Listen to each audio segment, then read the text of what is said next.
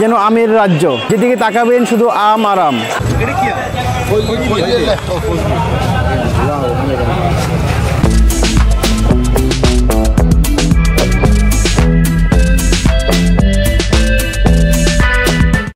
ঢাকা থেকে যারা আমরা আসি, যারা ঢাকাতে আম কিনে খায়, তারা বলে যে এখানকার আমে কেমিক্যাল দেওয়া হয়। আপনার কি কোনো কেমিক্যাল? না, এখানে কোনো কেমিক্যাল কিচ্ছু পাবেন না দাদা, একদম সলিড আম। এটা এর উপরে সলিড আর হইতে হয় না দাদা। যাক বাড়ি ফোর, এটা কোনো অরিজিনাল আম না, যে কোনো উৎপত্তিস্থল না, এটা ল্যাবে তৈরি করা আম, এটা বাড়ি ফোর।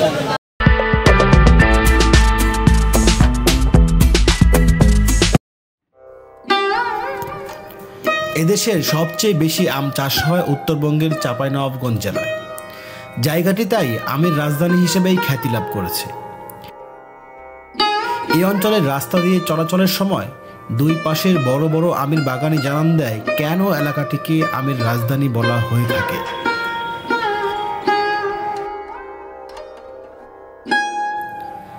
আম এখানকার প্রধান অর্থকরী ফসল হওয়ায় আমের ফলন ও তার দামের উপরই নির্ভর করে এই অঞ্চলের মানুষদের ভাগ্যের উন্নয়ন। আগের দিন আম পেড়ে পরের দিন সকালে এভাবেই আম নিয়ে আসা হয় কানসাট বাজারের উদ্দেশ্যে।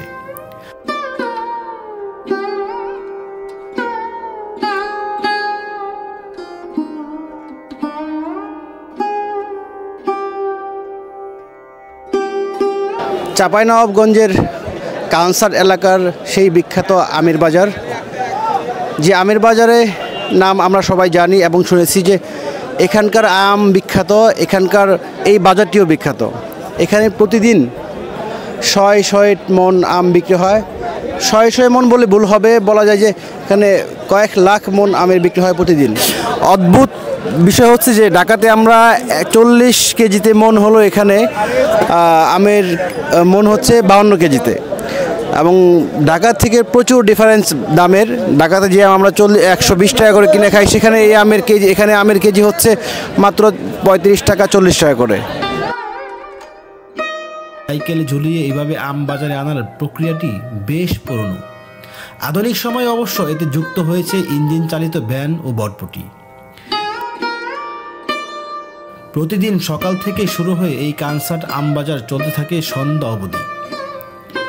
কানসাট শুধু দেশের সবচেয়ে বড় আমের বাজারই নয়, এটি এশিয়ার দ্বিতীয় বৃহত্তম আম বাজারও। ছোট বড় মিলিয়ে এখানে প্রায় 250 আড়ত বসে আম বেচাকেনা করার জন্য।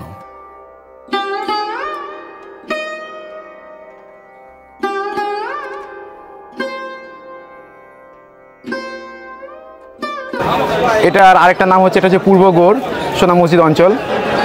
তো এটা হচ্ছে স্বাধীন বাংলাদেশের প্রথম আম বাজার। যাত্রা শুরু করেছিল 1986 সালে, এখন অবধি চলছে। সবচেয়ে বড় আম বাজার, এখানে রাজস্ব আয় আসে প্রচুর টাকা চাঁপাইনবাবগঞ্জ জেলার। আর দ্বিতীয় হচ্ছে রোহনপুর সামনে। শুধু চাঁপাইনবাবগঞ্জে নয়, রাজধানী ঢাকা, বন্দরনগরী চট্টগ্রাম সহ দেশের অন্যান্য এলাকার আড়তদাররাও এখানে আসেন আম কিনতে। কানসাটের এই বাজার থেকে প্রতিদিন দেশের বিভিন্ন প্রান্তে যাচ্ছে শতাধিক ট্রাক আম। প্রতিদিন গড়ে 4 কোটি টাকার আম কেনা বেচা হয় কানসাটে। ঘুরে দেখার সঙ্গে সঙ্গে আপনি চাইলে কিনেও খেতে পারবেন নানা রকম তরতাজা পাকা আম। এছাড়া ঝুড়ি ভর্তি করে আম কিনেও নিতে পারবেন নিজের পরিবারের জন্য।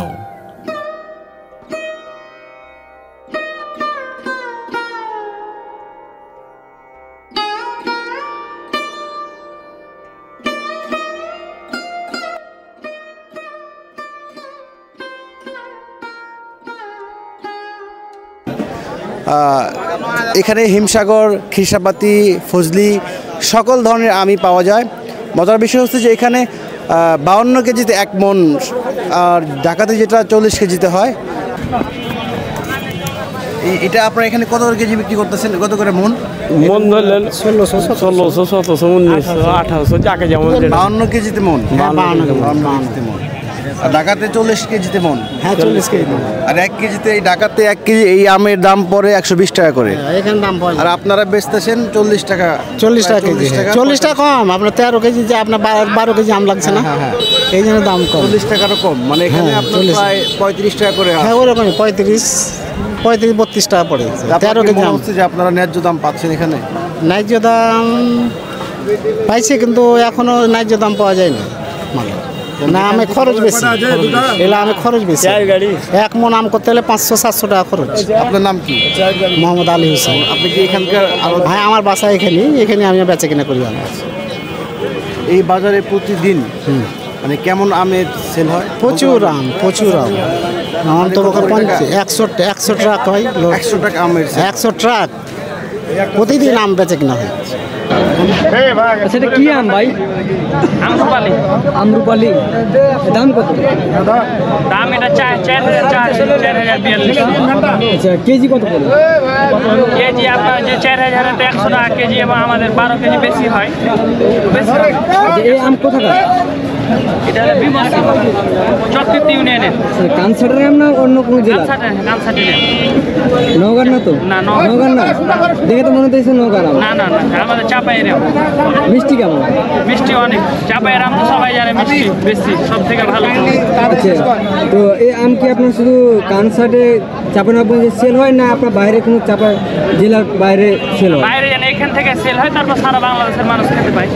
আচ্ছা, সব জায়গাতেই সেল হয়? সেল হয়, বিক্রি হয় এখান থেকে, সবাই নিয়ে যায়, বিক্রি করে খায়। কথা বলে জানা গেল মাঝে মাঝে নওগাঁ থেকেও আম আসে এই কানসাট বাজারে, সেটাও খুবই কম। এখানকার ব্যবসায়ীরাও চান না নওগাঁর আম এই বাজারে আসুক। কারণ হিসেবে ব্যবসায়ীরা জানালেন, নওগাঁর আমের কারণে এখানকার আমের বদনাম হয়ে থাকে। কারণ চাঁপাইনবাবগঞ্জের আমই দেশের সেরা আম। নওগাঁর আম এতটা মিষ্টি হয় না, মানেও এখানকার আমের মতো এতটা ভালোও হয় না। তো তুলনামূলকভাবে কি মনে হচ্ছে আমের দাম এবার অন্যান্য বাড়ির চেয়ে ভালো আছে না কম আছে নাকি? এবার ভালো, বেশি। এবার ভালোই আছে। তো 52 কেজিতে মন চলছে এবার। তো এটা চাপাইয়েরই অরিজিনাল? চাপাই কোন জায়গায়? চাপাই সোনা মসজিদ, মানে বর্ডার। তো আচ্ছা, নওগাঁ থেকে তো আম হচ্ছে, একটা তো দ্বন্দ্ব আসছে যে চাঁপাইনবাবগঞ্জ জেলা থেকে বলছে চাপাই হচ্ছে আমের রাজধানী, নওগাঁ বলছে এখন আমের রাজধানী তারা। তো এই নিয়ে আপনার কি মতামত আছে? সারা বাংলাদেশের আমের রাজধানী চাপাই। নওগাঁ, ঠাকুরগাঁ, রংপুর থেকে কানসাট আম বিক্রি করতে আসে। কানসাটের মানুষ কোনোদিন আম বাইরে বিক্রি করতে যায় না। এই অঞ্চলে দুইভাবে আম বিক্রি হয়ে থাকে, 1 বাজারে এনে, 2 বাগান থেকেই। আম বিক্রির এই প্রক্রিয়াটি নিয়েই কথা হয় স্থানীয় ব্যবসায়ী পারভেজ শেখের সঙ্গে। এখানে মানে দুইভাবে আপনার বিক্রি হয়। সরাসরি বাজার থেকে আমটা বিক্রি হয়, আবার কেউ সরাসরি বাগানে গিয়েও আমটা নিতে পারে। এক্ষেত্রে দেখা যাচ্ছে যে আপনার ওজনের ক্ষেত্রে কিন্তু হেরফের হয় না, ওজনটা একই রকমই থাকে। বাজারে যে ওজনটা চলে বাগান থেকে ওই সেম ওজনেই আমটা বিক্রি করা হয় আর কি। আচ্ছা, আর বাগান কেনার বাগানটা কীভাবে বিক্রি হয়? বাগানটা আমাদের এখানে আসলে 3-4 ওয়েতে বিক্রি হয়। 3-4 ওয়েতে বলতে কি দেখা যাবে যে জাস্ট মুকুল আসার আগে পাতাতেই একরকম আম বিক্রি হয়ে যায়। হ্যাঁ, এটাকে আমাদের দিকে বলে যে আর কি আপনার পাতাতে বিক্রি হয়ে যাওয়া। তারপরে মুকুল আসার পরে একটা হয়, তখন একটা বিক্রি হয়। তারপরে মুকুল থেকে যখন আবার দানাটা বাঁধে, যখন মোটর দানার মতো বা একটু হয়তো 10 গ্রাম, 20 গ্রাম বা 50 গ্রাম এরকম সময়ে বিক্রি হয়। আবার মে মাস থেকে জুলাই মাস পর্যন্ত আমকে কেন্দ্র করে চাঁপাইনবাবগঞ্জের এই শিবগঞ্জের বিভিন্ন স্থানে ছোট বড় মাঝারি আরও বেশ কয়েকটি আমের বাজার চালু হয়। সেই সমস্ত বাজারেও ভোর থেকে সন্ধ্যা পর্যন্ত চলে কেনাবেচা। প্রতিটি বাজারে কয়েক মাসের জন্য গড়ে ওঠে আমের আড়ত। এই সমস্ত আড়ত আম কিনে পাঠিয়ে দেয় দেশের বিভিন্ন স্থানে।